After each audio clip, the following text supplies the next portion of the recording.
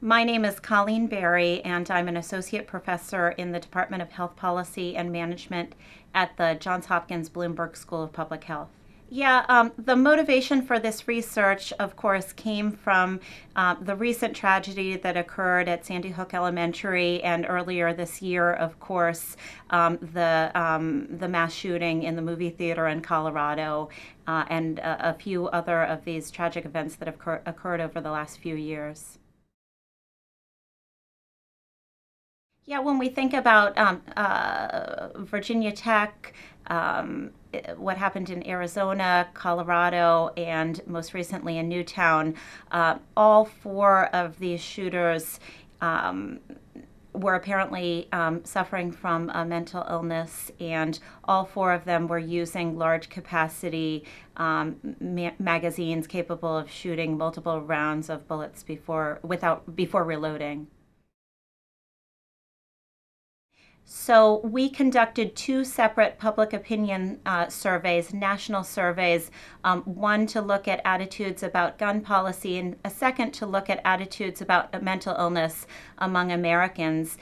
For the gun survey, we asked about 31 different types of policies aimed at reducing gun violence, and we oversampled individuals who identified as being gun owners or individuals who are non-gun owners living in households with guns in order to obtain more precise estimates about the attitudes of those individuals.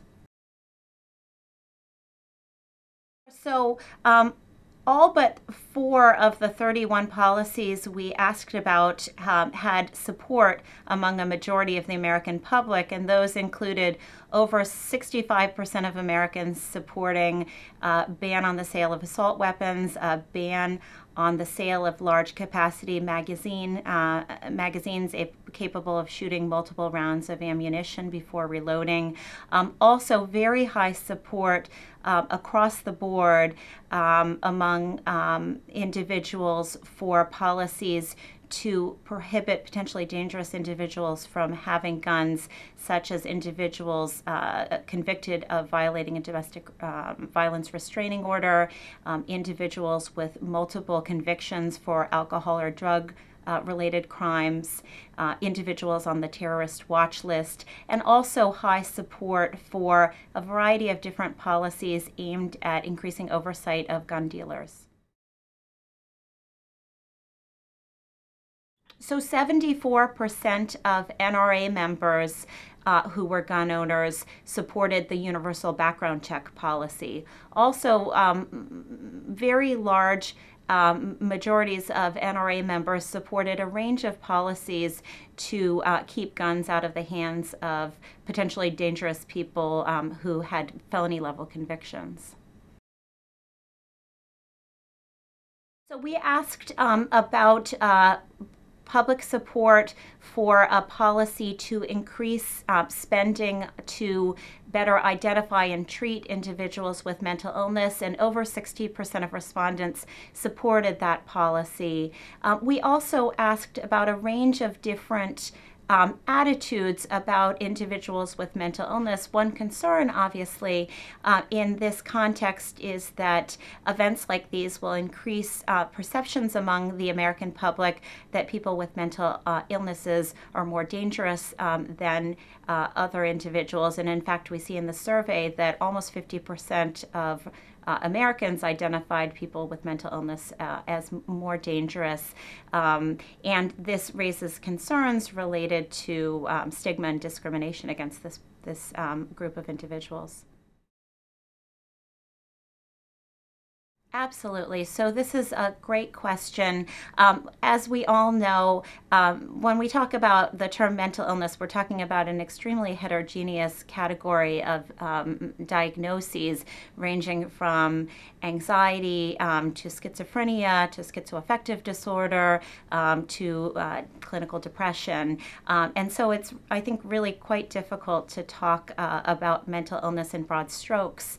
With regard to the law, in terms of gun possession, there has been a law on the books for many years that has prohibited individuals who have been involuntarily committed or adjudicated due to a mental illness by the criminal justice system from having a gun. The problem with that policy is it hasn't been well complied with by states in terms of reporting those individuals to the national background check system. But technically speaking, that's the definition that has been used historically. Yeah, so we asked in our survey about the level of public support for a policy that would increase the incentives provided to states to report these individuals. Because I think part of the problem is there's not a strong incentive for states to do this. And we found very broad support, again, among non-gun owners and gun owners alike for stronger incentives to encourage states to report.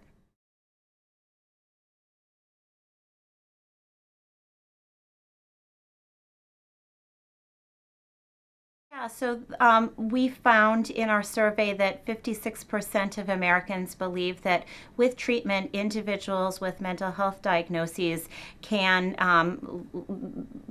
live productive lives. And so the question is, does treatment work? And I think that there is strong evidence. I'm not a psychiatrist, but the Surgeon General's report on mental illness that came out about a decade ago provided very strong evidence that with treatment, individuals with mental illnesses do well, can live productive lives. And so one concern about this area of policy is that it could potentially be problematic in terms of increasing stigma toward mental illness, but also reducing the interest or will on the part of individuals to seek treatment. And so that is a concern that I have in particular.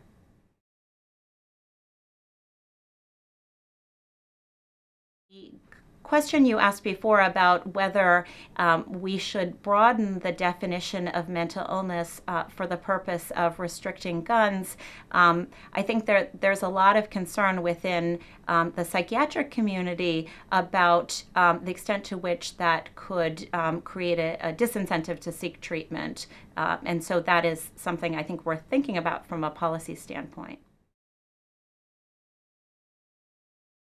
That's a great question. I think that from a public health perspective, I think that we should look to the evidence to inform our decisions about policy. And I think a public health perspective would tell you that it is critical to improve the quality of treatment, early identification of individuals at risk for mental health problems. We know that half of lifetime psychiatric illnesses are present by age 14, so that emphasizes the importance of early detection and treatment. On the other hand, we have good evidence to suggest that stricter gun laws can be effective in reducing gun violence as well, both in terms of the guns themselves, but also the ammunition that's used.